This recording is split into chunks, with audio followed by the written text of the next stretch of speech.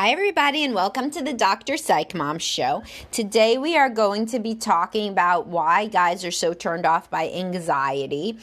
This is one of the things that, as I've mentioned, is a reason that I've seen men initiate divorce and be very unhappy in their marriages. It's not just because they're not getting laid. We just talked in the prior podcast about how there's many things that can make men not want sex. In addition to the low T and depression sort of ones, there's also being very unhappy in your marriage. And this, like with women, can also make men not, want to have sex because they just can't get turned on when they are that unhappy. So, before we get to that, I want to tell you about my most recent subscriber episode was the binge eating and drinking one. This one today was going to be subscriber, but instead I'll save that to the next one because this builds off of a free one, so why not keep it free?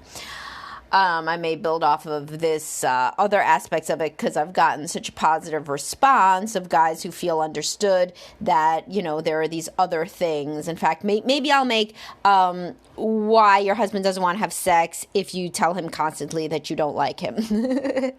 I mean, there's an idea for one. But anyway, right now we are sticking to this. So subscribe if you haven't. And now we will dive into this one. Guys really hate anxiety for a couple of reasons. If they have kids, on a practical level, if you're very anxious as a woman, they feel that the children are being constricted. And this is really big deal for guys because most men really value their independence and their freedom.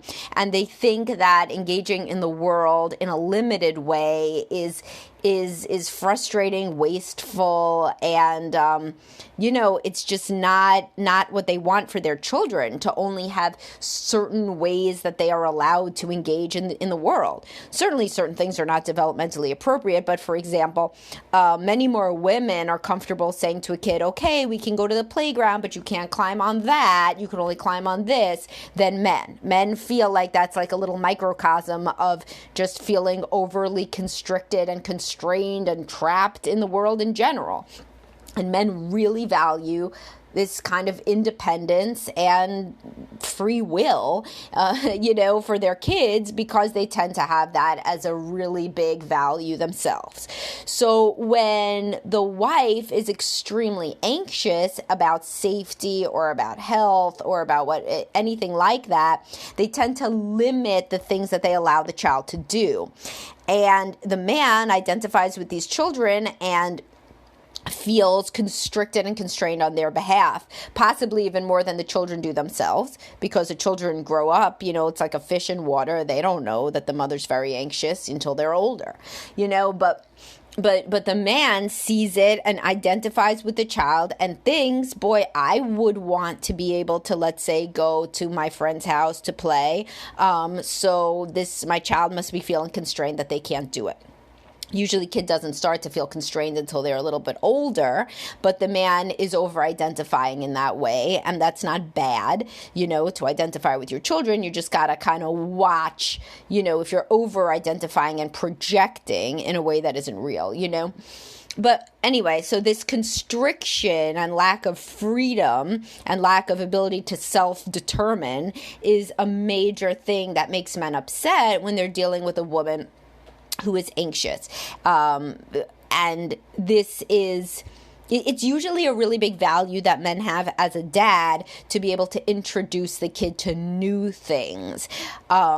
People talk about dads being very protective, but what I've seen is that, maybe they're protective in certain circumstances, but overall, I see the mothers as much more protective and the fathers as much more of trying to introduce the kid to new activities and new sorts of not only activities, but even ways of thinking about the world, new ideas, all sorts of things. The guys usually view their role as a dad, somebody who is introducing the child to like the full array of possibilities that the world has to offer. And that is really antithetical with feeling constricted by a spouse's anxiety. So that's just one of the reasons. That's a reason that has to do with children. What is another one? Well, obviously the man himself will be constricted by the woman's anxiety and not be able to do certain things. So a big one that I see is financial, right? So the man wants to make an investment, but the woman is too risk averse and doesn't want him to invest. Or he wants to take a new job, or he wants to go out working for himself or something like that, and she doesn't want him to. And because she gets too anxious and she's extremely averse to anything potentially bad happening, and she sees bad things happening everywhere, like in her mind. And that's what anxiety is this idea that something bad is always going to happen. So then he feels that he is constricted because he can't, change his career, or he can't invest in a way that he thinks will pay off big, or in a much more practical sense, she doesn't allow him to do certain sports or certain ways of engaging in the world, that she finds to be dangerous, or that could potentially could hurt him, or he could, if he goes hiking in the wrong place, he could get lost, or it could be dangerous, or he could get hurt, or whatever. So this obviously goes toward the same idea of a lack of agency and a lack of ability to self-determine your path. And when men feel very restricted by their wives in this way, this can make them feel angry and thwarted. And now, what does this all lead to? Both of these relate to the next one, which is that men tend to feel like the woman is acting like their mommy. And nobody wants to fuck their mommy. No matter what Freud says, you don't usually want to, and which is positive. And but in this case, it is negative, because there are plenty of women who are anxious but still want to have sex. And as I said in my other podcast, the man doesn't want to have sex because he doesn't want to have sex with somebody who's in his mind infantilizing him and telling him he can't do this, but he can't do this, and he can't do this, but he can't do this. And that is that micromanaging and that kind of control, it's always perceived by the man as control, is going to be a big turnoff. And when the control comes out of anxiety, it doesn't mean that it's less controlling. The woman may not see it as controlling. She may think that it is all reasonable. But if she's somebody who suffers with anxiety, then it really usually comes off as controlling and constricting in a very similar way as it does to a child who feels that the mother is always setting various rules, and there's too many rules and they can't do anything. So this whole parent-child dynamic is evident when the woman is anxious and the man is not. You can frequently see this. Another reason that men don't like when the wife is anxious is that they feel like this is cutting them off from so there's all different kinds of anxiety.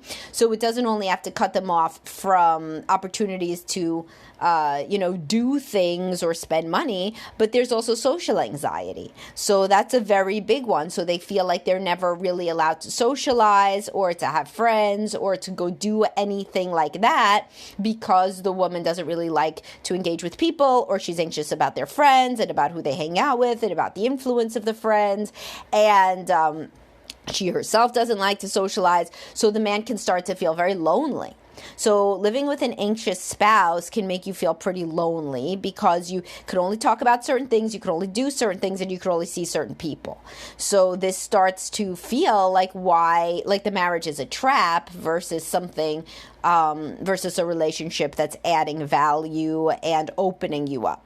Both men and women, especially in this day and age, want to feel like their relationship is opening doors. It's leading to more self-actualization and more expansion of who they are as a person, giving them more opportunities to think and do and live and feel than they would have on their own. When you're partnered with somebody with anxiety, or, of course, I have another podcast on obsessive compulsive personality. This is rigidity taken to the extreme. When you're partnered with a person who is rigid in their thinking, a hallmark of anxiety or of OCPD, then you feel that the relationship, in fact, restricts you and constrains you in various ways that if you were single, you might have more stuff to deal with because you wouldn't have a partner, but you would also be able to live freely. You wouldn't feel like you're in prison. And this is a big reason that men don't like to be married to anxious women, is that over time, they start to feel like they are imprisoned in some way. And especially if the woman does not know or admit that she has anxiety, which is something that I just wrote about, is when people don't know how anxious they are. So when you are partnered with somebody with anxiety, another thing is that they themselves can act very childlike. So this is the parent-child dynamic, but it's in an inverted way. So like if the woman is too scared, let's say to look at the finances because it makes her too anxious to look at finances, then the man will have to do all the financial management, right? If she's too scared to have somebody in the home to fix things, well, then he's got to fix things.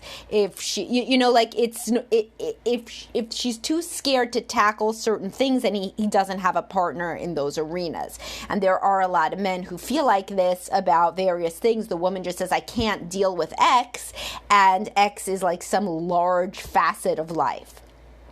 Now, what else can anxiety contribute to? Obviously, or maybe not obviously, but it can contribute to sexual problems, because again, this is rigidity and not going outside your comfort zone and being really anxious about change and fearing novelty and thinking that, various acts are sometimes even dangerous, like to explore in certain ways could be both emotionally and physically unsafe or difficult or uncomfortable, because people who are very anxious and rigid really, really fear discomfort of any sort.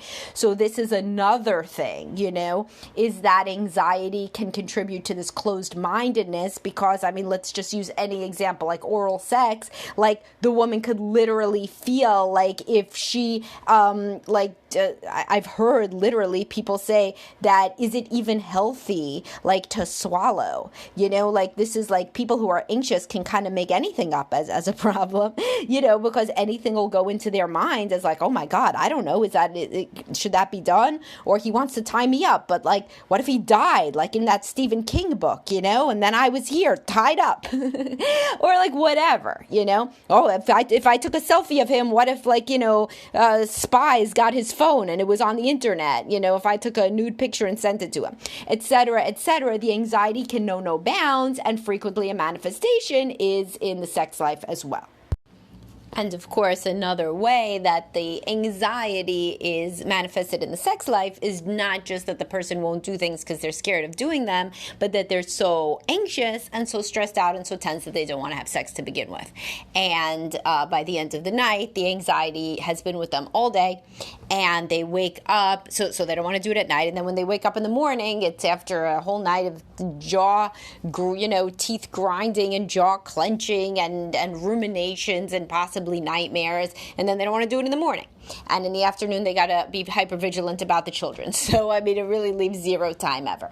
So that's the way that if you're anxious, it's going to manifest in the sex life and the romantic life, in that you just do not have opportunities for relaxation, and if you never relax, and women need to be relaxed in order to have sex.